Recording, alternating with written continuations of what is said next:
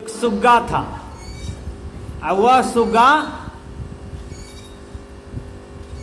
केवल सीख लिया था इसमें क्या शक।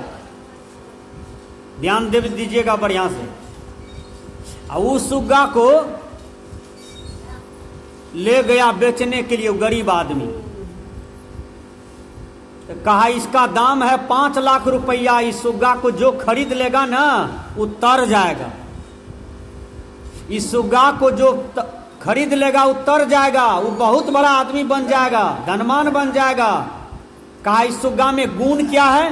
कहा गुण है बता देते हैं। कहा मेरा सुग्गा वेद जानता है, शास्त्र जानता है, कुरान जानता है, पुराण जानता है, गीता जानता है, बाइबिल जानता है, फिजिक्स जानता है, केमिस्ट्री जानता है, बायोलॉजी जानता है। बड़े बड़े साइंटिस्ट मेरे सुग्गा के आगे में जीरो पड़ जाते हैं। इसलिए हमारे सुग्गा सब कुछ जानता है, दुनिया का सारी चीज जानता है। बड़ा बड़ा मौलवी आया शास्त्रार्थ करने के लिए। एक मौलवी आया, मौलवी कहता है ऐ सुग्गे तुम कुरान जानते हो?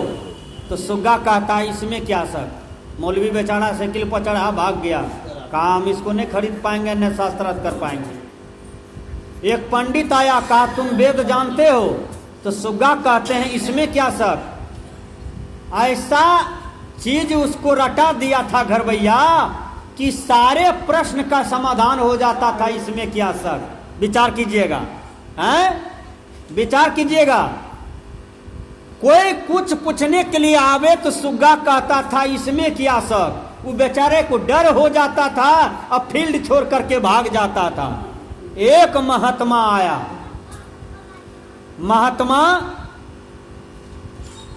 सुग्गा को कहता है ऐ सुग्गा तुम रामायण जानते हो?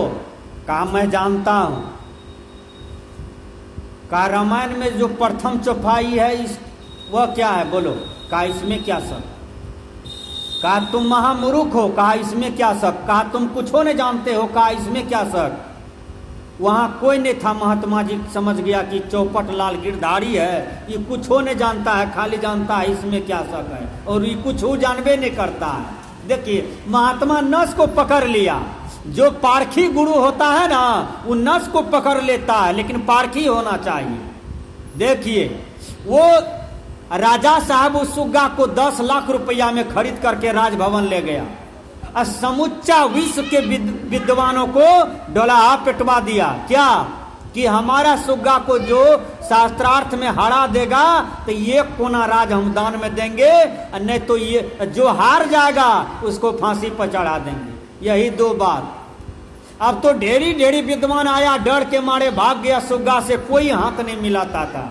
देखिए एक महात्मा, जो महात्मा जानता था सुग्गा को ठीक से, वही आया राजा के सामने। अब बड़ा बड़ा विद्वान पंडाल में बैठा था। वो विद्वान आए तो वो विद्वान राजा के सामने कहते हैं क्या बोलिए। कहा क्या बोले। कहा तुम वेद जानते हो? सब विद्वान बैठा है, राजो बैठे हैं। कहा इसमें क्या शक। तब महात्मा जी दूसरे बार कहते हैं तुम वेद नहीं जानते हो? कहा इसमें क्या शक। कहा तुम मूर्ख चपाट हो? कहा इसमें क्या शक। कहा तुम्हारा राजा ढहलेल है? कहा इसमें क्या शक। कहा राजा जो 10 लाख में तुमको खरीद करके लाया वो पैसा पानी में हो गया। कहा इसमें क्या शक। सब बात में इसमें क्या शक। राजा तो अब लिया गाल पर हाथ रोने लगा। हो बा ये तो कुछ नहीं जानता है, ये तो खाली जानता है इसमें क्या शक। हमारा पानी में गया पैसा। राजा पछताने लगा और महात्मा जो था वो नस पकड़ लिया। उसी प्रकार भाइयों गुणमानों की कमी नहीं है, विद्वानों की कमी नहीं है, धनवानों की कमी नहीं है, रूपवानों की कमी नहीं है। इसलिए किसी भी प्रकार का अहंकार यदि हमारे जीवन में है तो ये हमारी कमजोरी है, ये हमारी नादानी है, हमारी मूर्खता है। तो ध्यान में जाएं। ध्यान में हमने कहा था क्या शब्दाभ्यास। गुरु जी जो शब्द दिए हैं वह शब्द आपको जो मिला है।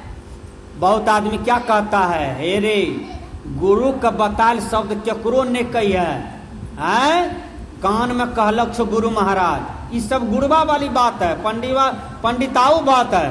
विचार कीजिए, हमारे गुरु महाराज सबके सामने में दीक्षा देते हैं, सब सुनते हैं, जो नहीं भी लेने वाले हैं ना वो भी सुनते हैं। तो क्या हो गया, बोलिए क्या हो गया? अरे जो तरने वाले हैं अपने कर्म से तरेंगे, अपने साधना से तरेंगे, हैं अपने ध्यान मार्ग से तरेंगे। केवल हम कान में शब्द दे दें, कहें केकरो ने बताइए ने केकरो सुनल दिए, ये सारे जो है ना ये प्रपंच है, ये गुरुओं का काम है, ये ऐसी बात नहीं है। कबीर साहब ने इसको काट दिया। विचार करें तो ध्यान में जब बैठते हैं तो शब्दाभ्यास का जाप करें, गुरु मंत्र इतना सुंदर से जाप करें कि आपके अंदर में जो भी विकार है उस सारे विकार समाप्त हो जाए, तो आपका ध्यान बन रहा है। यदि विकार आपके अंदर में है तो समझिए आपका ध्यान नहीं बनेगा। एक सेठ जी था काठमांडू में, वह सेठ ध्यान में बैठा और उसका मन चला गया कहाँ, कलकत्ता। ध्यान से जब उठा ना तो गुरु महाराज का पैर पकड़ लिया, रोने लगे। कहा बाबा हम ध्यान में जब बैठते हैं तो हमारा मन कलकत्ता चला जाता है, गोदाम में।